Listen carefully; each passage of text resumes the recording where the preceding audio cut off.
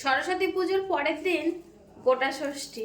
কেমন নিয়ম দেখো, বাড়ির মহিলারা এই ষষ্ঠীটাতে গোটা গোটা পালং শাকের এই গোড়া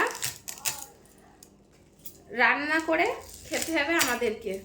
আর আর দুপুরবেলায় একবারই আমাদের ভাত খেতে হয়, এটাই নিয়ম। তো গোটা পালং শাকের মধ্যে কিন্তু গোটা আলু, এরকম গোটা আলু, গোটা সিম 6টা করে, একটা করে নয়, আর এরকম গোটা গোটা বেগুন, মানে ছোট সাইজের বেগুন এক একজন 6টা করে খেতে হবে। তার মধ্যে মটরশুঁটি আছে 6টা, কুল আছে 6টা। তো আমি তো কাটতে বসেছি পালং শাকের এই গোড়া 6টা করে গুনে গুনে।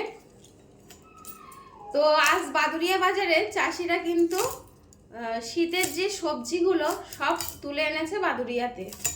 তাই সব আমাদের তো এই নিয়মটা আছে, জানি না কাদের কাদের এই নিয়ম আছে।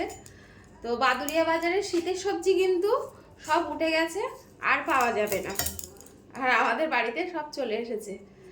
তো এক একজনের নামে যদি 6টা করে এরকম মানে খেতে হয়, তাহলে ভাবো কতটা লাগবে প্রতিটা বাড়িতে, যাদের যাদের এই নিয়মটা আছে। তো আমাদের এই নিয়মটা আছে, তোমাদের কাদের কাদের এই নিয়মটা আছে কমেন্ট করে জানাবে।